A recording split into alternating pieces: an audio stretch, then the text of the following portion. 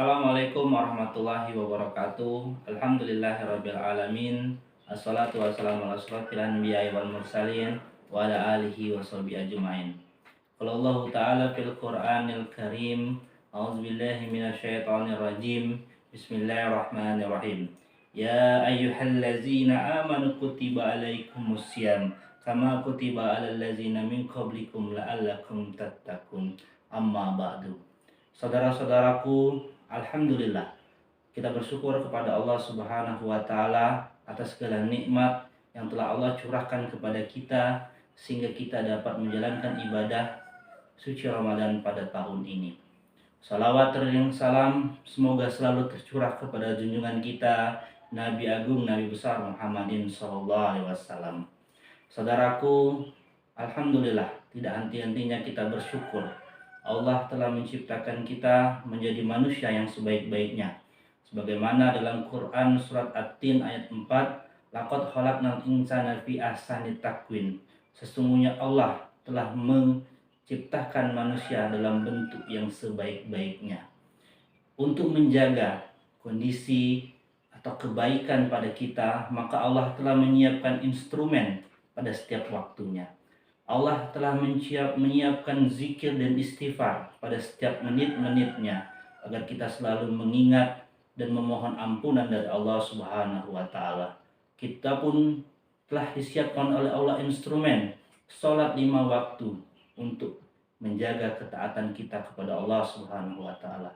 Setiap pekan terdapat salat Jumat untuk kita selalu mengingat Allah Subhanahu wa taala sebagai bentuk kewajiban bagi kita, khususnya bagi kaum laki-laki. Dan setiap bulan-bulannya pun Allah telah pilihkan satu bulan di antaranya merupakan bulan yang terbaik untuk kita melaksanakan puasa, yaitu bulan Ramadan. Saudara-saudaraku, di bulan Ramadan ini merupakan bulan tarbiyah, bulan pendidikan bagi kita yang akan membentuk pribadi kita menjadi pribadi yang takwa. Sebagaimana dalam mukadimah kami tadi dalam surah Al-Baqarah 183 bahwa puasa di bulan suci Ramadan itu merupakan suatu yang diwajibkan. Saudara-saudaraku, selain daripada itu, di dalam Al-Baqarah ayat 185 Allah menyatakan bahwa bulan Ramadan ini merupakan bulan diturunkan Al-Quran sebagai petunjuk bagi manusia dan penjelasan-penjelasan pada petunjuk tersebut dan menjadi pembeda. Saudara-saudaraku, Al-Quran sumber informasi yang mendetail yang dapat kita jadikan suatu rujukan. Di dalam Al-Quran dijelaskan dengan sangat jelas mengapa manusia itu harus diciptakan, bagaimana peribadatan-peribadatan, dan selanjutnya juga terdapat cara bagaimana menyelesaikan masalah dan terdapat fakta-fakta ilmiah serta informasi dasar di dalam kita berkehidupan pada saat ini. Saudara-saudaraku, pada suatu ketika kami mengajar, ketika kami menjelaskan bagaimana asal-usul daripada makhluk hidup, bagaimana makhluk hidup itu muncul, setidaknya terdapat 3 teori. Yang pertama adalah teori abiogenesis, yang menyatakan bahwa makhluk hidup berasal dari benda yang mati. Yang kedua ada teori biogenesis, artinya bahwa makhluk hidup itu berasal dari makhluk hidup sebelumnya, atau dalam bahasa Latinnya disebutkan dengan omnivivum ex oppo omnivivum. Dan yang terbaru adalah neo-abiogenesis, yang menyatakan bahwa manusia berasal dari proses revolusi secara kimia maupun secara biologi.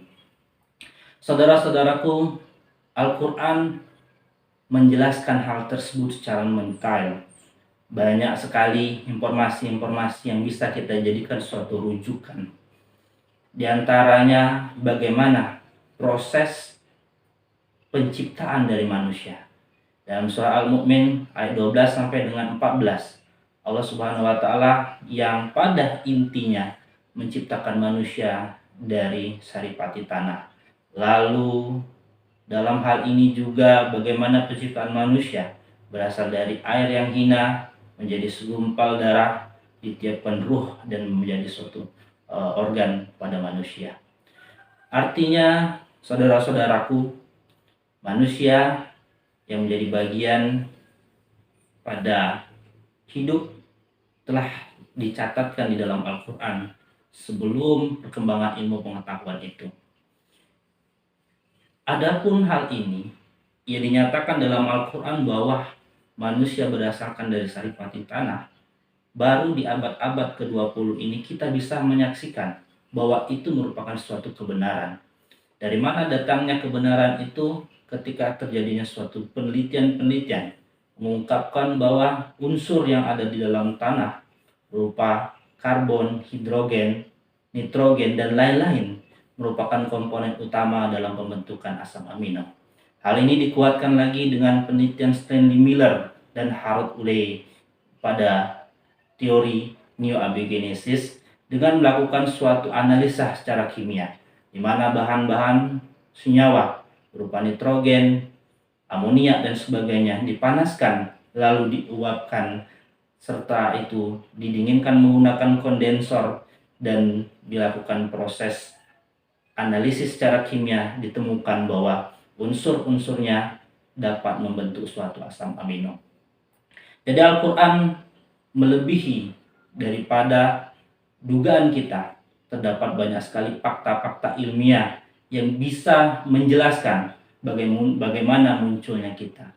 Dan selanjutnya juga, kenapa di satu sisi disebutkan bahwa kita berasal dari saripati tanah, di sebagian yang lain disebutkan dari air yang hina.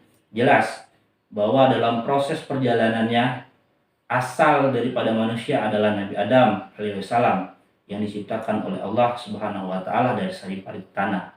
Sedangkan kita merupakan anak keturunan hasil daripada perkembangan dari Adam serta Hawa. Saudara-saudaraku, banyak sekali informasi, fakta-fakta yang bisa kita ambil pembelajarannya di Al-Quran. Oleh karena itu, di momentum Ramadan kali ini, marilah bersama-sama kita meningkatkan interaksi kita kepada Al-Quran. Kita membuat target-target untuk melakukan tilawah. Baik jika kita sudah mampu untuk 1 juz dalam 1 hari, maka kita dapat menyelesaikan 30 juz dalam 1 bulan. Dan akan lebih baik lagi kalau kita berpunya kesempatan waktu dan mengikuti kajian-kajian majelis ilmu yang membahas tentang Al-Quran tersebut. Semoga kita mendapatkan keberkahan pada Ramadan kali ini dan kita akan dinaikkan derajatnya oleh Allah Subhanahu wa taala. Selamat menjalankan ibadah puasa. Kami akhiri, billahi taufiq wal hidayah. Assalamualaikum warahmatullahi wabarakatuh.